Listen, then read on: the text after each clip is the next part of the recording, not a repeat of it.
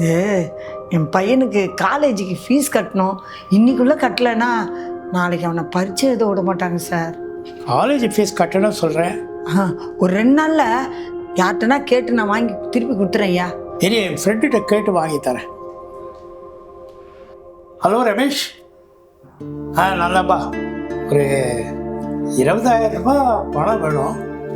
நான் 2 நாளில் திருப்பி கொடுத்துட்றேன்ப்பா. அப்படியா? சரி சரி சரி. என் ஃப்ரெண்டு பணம் அனுப்புறேன்னு சொல்லியிருக்காமா. நீ 2 நாளில் கொடுத்துருவேல்ல? ஏன்னா அவன் ஹாஸ்பிட்டலில் ஆப்ரேஷனுக்கு வச்சிருந்த பணத்தை எனக்கு அனுப்புகிறான். கண்டிப்பாக 2 நாளில் கொடுத்துருவேன் சார். கேட்டுக்கிறேன், கொடுக்குறேன்னு சொல்லிக்கிறாங்க. சரிம்மா. ஏம்மா 2 நாள் காசு கொடுக்குறேன்னு எப்போம்மா கிடைக்கும்? கேட்டுருக்குறேன் சார். அவங்க தரேன்னு சொல்லியிருக்காங்க. இன்னைக்கு சாயந்தரத்துக்குள்ளே கிடச்சிரும். நான் கண்டிப்பாக கொடுத்துட்றேன் சார். இன்னைக்கு சாயந்தரத்துக்குள்ள கொடுக்குறேன்னு சொல்லட்டுமா? சொல்லிடுங்க சார். கண்டிப்பாக கிடச்சிரும், கொடுத்துட்றேன். சரிம்மா. ஹலோ ரமேஷ், இன்னைக்கு சாயந்தரத்துக்குள்ளே உன் காசு கிடச்சிரும்பா. ஆமாம், நீ ஹாஸ்பிட்டல் போகிறதுக்குள்ளே உன் அக்கௌண்ட்டில் காசு இருக்கும். Okay Ramesh. Okay okay, thanks thanks. Hello sir, சொல்லுங்கள் சார். ஹலோ, எங்கம்மா இருக்க?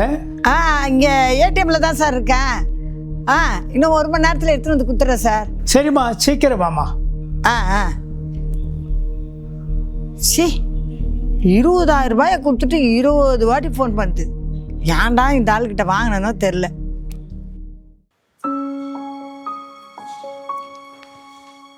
என்னம்மா இப்படி பொறுப்பு இல்லாமல் இருக்கீங்க? அவசரமாக காசு வேணும்னு கேட்டால் என் ஃப்ரெண்டுகிட்ட வாங்கி கொடுத்தேன்.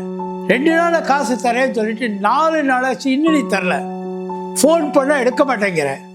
உன் அவசரத்துக்கு காசு கேட்டேன். இப்போ எங்கள் அவசரத்துக்கு காசை திருப்பி கேட்டால் நீ தரமாட்டேங்கிற. இதெல்லாம் நல்லா இல்லைம்மா.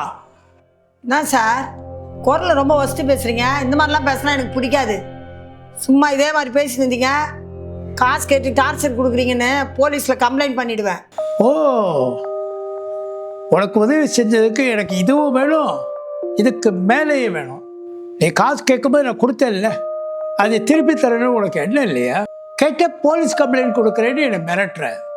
உன்னால் எப்போ முடியுதோ அப்போ கொடுமா. சார், உங்கள்கிட்டலாம் நான் இனிமேல் வேலை பார்க்க மாட்டேன்.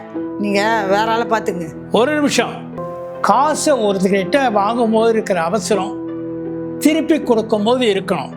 ஒருத்தர்கிட்ட காசு வேணும்னா அதை கரெக்ட் இடத்துல திருப்பி கொடுக்கணும். அப்போ தான் உன் பேர நம்பிக்கை இருக்கும். அப்படி இல்லை, நீ எப்போ காசு கேட்டாலும் உனக்கு தர மாட்டாங்க.